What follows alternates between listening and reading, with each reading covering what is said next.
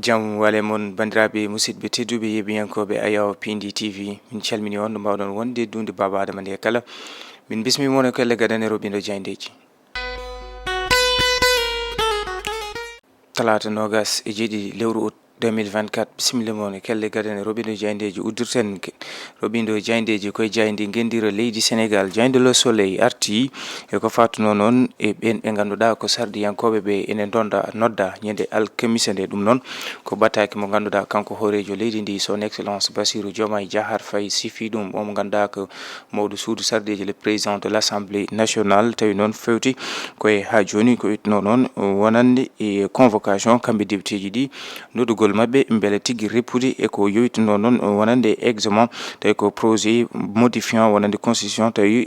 fandare nde ko wadde supprimer ko mbiyata ko conseil économique social et environnemental kame ho conseil des collectivités territoriales jayde les échos arti koye ɓen ɓe ganduɗa ko wonɓe karalle kese ɗi wonande ɓen ganduɗa ko wonɓe e réseaux sociaux ji ɗi e sengoji ɗi hani e caggal leyɗele ɓen ɓe ganduɗa ko yetteɓe web sluts no anglais yetta ɗum ɓen ɓe ganduɗa ko kañum e nde o saaha so tawi gueɗe e mbaɗi ko wayno wargo ko ɓuuri lollinde ɗum noon ko wargo o mo ganduɗa ko suka biyeteɗo Abdoulaziz Ba ɓurɗo andirede Aziz Dabala kam e Boubacar Gano colocataire makko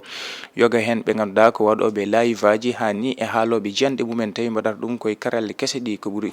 ɓuuri ko lollude ko ɓe mbiyata ko TikTok hay ko nandi hen ɗum saabi enquêteur en kollitama ɗum ɗo de ko caɗele poɗɗe ƴewtetede kono ɓen ɓe ganduɗa ko yette web sluts no anglais yetta ɗumen enquêteur en ɓe ganduɗa ko kañumen kolliti walla ko kañumen o saaha darori darde wonande enquêteur en tawi ko wonɓe e karalle kese ɗi ɓe garti hen wonande les échos ɓe kolliti noon e oɗo saaha mo ganduɗa ngoɗo wargo oɗo suka biyeteɗo Aziz Dabala ko ɓuuri temedere live ha e vidéo ji ɗi ganduɗa ko baɗaɗi tawi kamɓe foof ɓe gartata koye hollirde jeeɗe mabɓe ni wadde loskoji tawi ɗum koye réseaux sociaux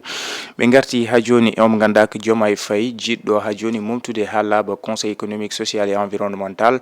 et haut conseil des collectivités territoriales président groupe parlementaire Abdou Mbow noddi hande ɓen ɓe ganduɗa ko député ji groupe ma parlement walla bien député ji Benno Bokk Yakaar e kiide hande o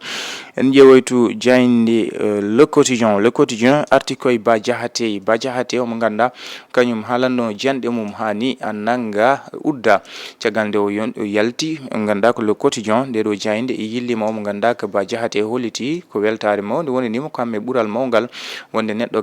gadiɗo sohede e laamu ganduɗa ko Bassirou Diomaye Faye kamme Ousmane Sonko kono kadi o arti yiide wonande ha joni omo dari ha joni wonande gonɗinde ɗin haalulaji ɗi o haalata tawi kadi o jogui hen ko yiyete ko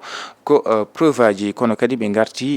omo ganduɗa ko Moussa Diakhaté mo ganduɗa holliti alay saago kay uddite ko yiyete ko commission d' enquête parlementaire tawi yitno koye alhaali LONASE hakkude Cheikh Dieng comme Cheikh Tidiane Dièye en ƴeewoytu jayndi libération arti koye division des investigations criminelles DIC ha joni ene jokki raddo weddade mbaala ɓen ɓe ganduɗa ko kañumen ha joni tuuma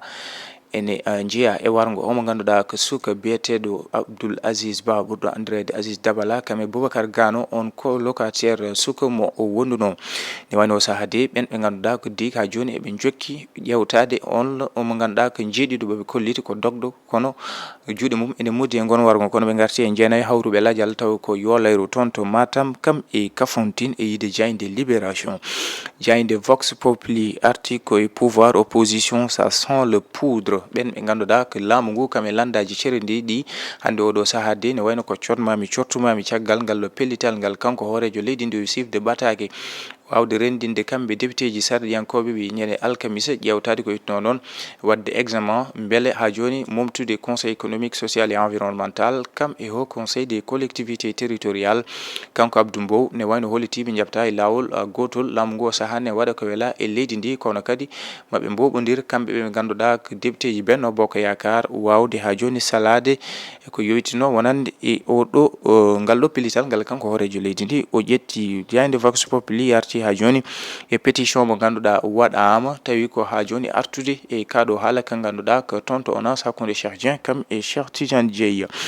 jayde besbi le jour arti koye Air Sénégal en régime caggal nde Air Sénégal ne wayno dartini yangarta mum Dakar New York hande oɗo sahadi ne wayno kadi dartini ha ko yoyitno noon e yangarta mum tonto Afrique centrale kono kadi besbi le jour arti e ko yoyitno noon e coup pour coup hakkunde pouvoir et opposition goɓɓe tacce ɗi besbi le jour arti koye Air Sénégal e yide o saha Air Sénégal en régime caggal nde Air Sénégal ha joni ne wayno o waɗi supprimé mbiyen dartini yangarta mum hakkunde Dakar kamɓe New York hande oɗo saha pellital ngal ɓe ƴetti ko wadde supprimé dartinde ko yitno Air Sénégal to Afrique centrale kono kadi ɓe garti e coup pour coup mbiyen goɓɓe taccet e yide besbi le jour hakkunde laamu ngu kam e landaji cerendiɗi ɗi e yiɗo mo ganduɗa ko Moustapha Sarré holliti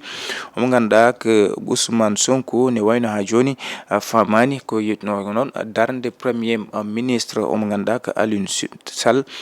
omo ganduɗa ko Alioune Tine kañumne arti oɗo saha e laamu nguɗo ngo ganduɗa ne ardi ɗum Bassirou Diomaye Faye kam e Ousmane Sonko kono jayde besbi le jour arti ha joni e ɗiɗo caɗele tawi noon ko caɗele leydi ndi ganduɗa ko feccidi toon to département mbiyen falde nde Podor e oɗo nokku mo ganduɗa ko toon to jeeri ne wayno ɓen ɓe ganduɗa ko expert en ɓe hakkillaji mum peɗɗiti e won fannu o saha nana e golle beele ƴewtade ɗen caɗele e yide besbi le jour ƴeewoyen jayde source ha arti koye caɗele to Eiffage caggal nde ɓe jooɗi lebbi ɓen ɓe ganduɗa ko employé ji ɗi jooɓa ko yoga e won chantier ji ɗi ganduɗa oɗo saha dartinama mbiyen ko ɓuuri ujunere e temedde tati ɓen ɓe ganduɗa ko gollotonoɓe en woni hen ne wayno o saha mbasi ne wayno postoji mumen e yide jayde source ha kono ɓe garti e joyo hawruɓe e ladial tawi koye yorlayro toon to nabbaji siwol jayde source ha arti hen en ƴeewoy to jayde le quotidien assemblée nationale va-t-elle suivre Diomaye beele suudu sarɗiji leydi Sénégal ma ha joni ne wayno jokku e on mo ganduɗa ko Bassirou Diomaye Faye caggal nde o siifi yidde makko ko momtude au conseil des collectivités territoriales et conseil économique social et environnemental beele député ji ɗi ne wayno ma jaadu e nden yiyande ko yitno noon e wonande caggal nde o siifi tawi ko examen wonande e oɗo projet de loi ñande alkamisa nogas e jeenayyi lewru août nduɗo mbiyen ɓawo janggo kamɓe député ji ɗi maɓe dippu hen e yide jayde le quotidien en ƴeewoy to jayde tribune arti koye scandale toon to ONAS hakkunde Cheikh Tidiane Dièye kam e Cheikh Dieng cotmami cottumami ɗiɗo haalulaji ɗi ganduɗa ɗiɗo dumurnaji kala ɗum woni ko yardete hatta e guila kanko mo ganduɗa ko gonnoɗo directeur général o Cheikh Dieng ne o ridda e ngal joɗorgal gueɗe nden omo hokkiti konnguli wonande wadde de ko mbiyata ko révélation ɗum saabi yiide ne wayno kan haala yettima toon to suudu sarɗeji leydi Sénégal kono kadi ɓe garti ha joni kamɓe tribune e on ganduɗa ko kanko woni Ousmane Sonko ɓe kolliti oɗo saaha kay ne wayno o yiɗi tigui ha joni ko ustude ɓen ɓe ganduɗa ko Benno Bokk Yaakaar en kono kadi ne wayno o saaha ne ɓuura ko yete ko élection législative e yide jayde tribune jayde Walf Quotidien arti koye kanko hoorejo leydi ndi nde holliti yidde makko ko wadde dissoudre suudu sarɗiji leydi Sénégal assemblée nationale ɗum saabi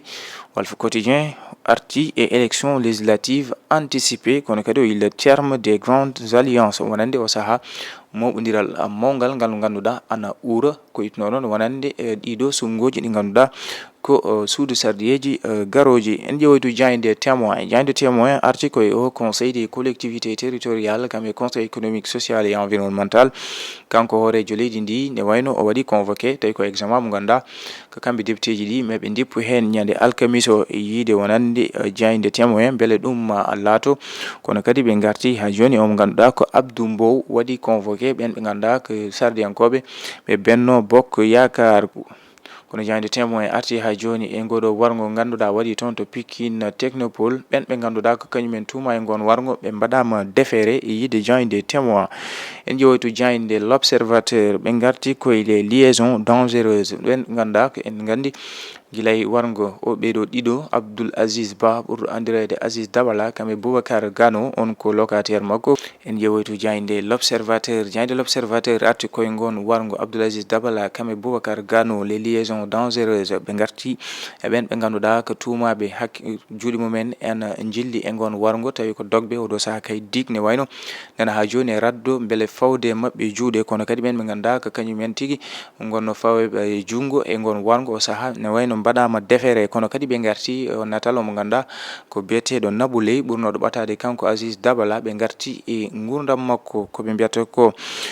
wonande kanko Nabou Leye to banggue maternité précoce jibindemo law hani e wondemo kadi neɗɗo mo ganduɗa ko noddirtoɗo ko mbiyata ko star guila e téléfilm ha e nokkuji goɗɗi to banggue wonande karalle kesse ɗi ɓe garti e kanko mo ganduɗa ko Nabou Leye e gurdam makko uddirten koye jayde coftal ɓalli de Dakar wa arti e ko yettuno wonande haala conmami cottumami hakkude John Obi Mikel kamɓe Nicolas Jackson omo ganduɗa ko Diomaye Camara kañum ne yalti e deƴƴere mum jabtade omo ganduɗa ko John Obi Mikel kono kadi ɓe garti kamɓe le Dakar wa ha joni ko yettuno noon Saudi Pro League omo ganduɗa ko kanko woni Habib Diallo gono toon to Al Shahab hande oɗo saaha ne wayno omo tawe toon to Damak to Arabie Saoudite. Bandiraɓe musidɓe tedduɓe yeɓiyankoɓe a yaw Pindi TV ko ɗum woni komin doɓinnomo e kelle gadane Robindo Diayndeji min dokka on aadi allarba janggo sahawre welede Allah ɗo e nden yon gone jaam.